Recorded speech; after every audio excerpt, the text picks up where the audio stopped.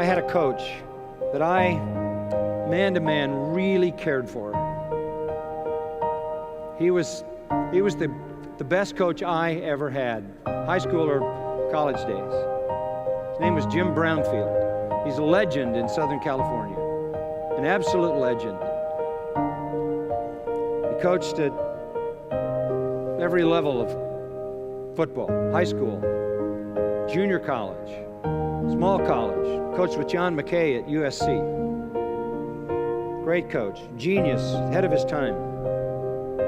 I played for him 50 years ago. We'd implemented Chicago Bears offense. We were way ahead. We were a West Coast pass offense, completely out of our time. He was innovative, he was creative, and I cared about it. I remember we were flying up to San Francisco to play football against the University of San Francisco, and I was sitting next to him on the plane, and I took that opportunity to communicate the gospel with all my heart to him.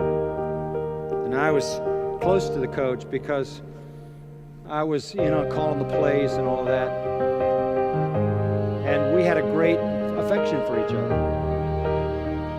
But he rejected the gospel. That's 50 years ago. Through the years, I had opportunity to be with him here and there, maybe at a golf tournament or some kind of function. And he watched my ministry. He watched my life. And he used to tell people that he coached me. But every time I was with him, I tried to talk to him about the Lord. He'd say, I respect that. I respect you. I'm not interested. And I felt like I was always begging him, Coach, this is the most important thing you'll ever do. He never married because he wanted to live his life his way. And he did. He ingratiated himself to so many athletes and so many people as a coach. Well, it was last summer. I got a phone call. No, take it back. Last April, I got a phone call. You better go visit your coach. He's dying in the hospital. This is 50 years later. He's had heart problems. They've tried to do surgery to save him. He wants to see you. He wants to see me? So I went to the hospital, stood in the hall. He's wired. He's got 15 things going in. The nurse says to me he hasn't moved for 3 days. We haven't seen any motion, so I can't promise anything. I walk in the room. I reach out my hand to take hold of his hand. He's got a board on it to hold all the needles. I just took a hold of his hand and I said, "Hey, Coach, it's Johnny Mack." He opened his eyes and smiled.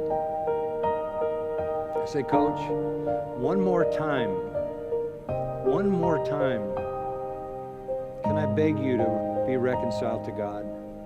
Coach, you are the thief on the cross. You have no future. This has to be your time. Has to be your time. Will you open your heart to Christ?" His head went like up and down, and he grabbed my hand, started squeezing, and he reached his other arm over and grabbed my other hand. So he's got me in a lock grip. The nurse comes in and says, "Sir, you'll have to let go of him." I said, "I'm not holding on to him. He is holding on to me."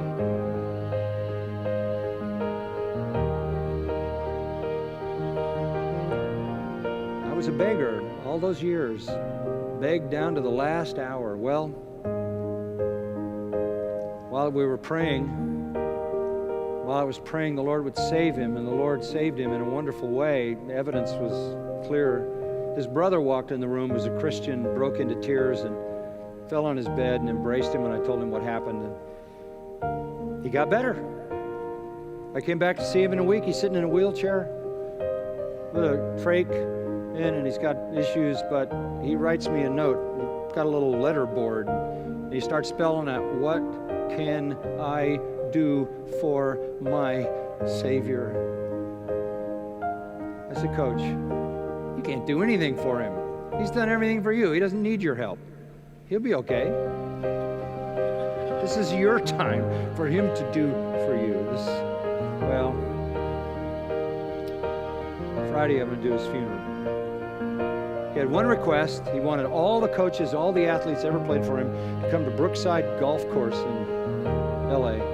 He wants them all to get together in the ballroom, and he wants me to come and tell the testimony that he could never give of what Christ did in his life, and to make sure everybody gets the gospel. You know, look, I'm so glad I went that day down to the hospital. I'm so glad one last time I begged him.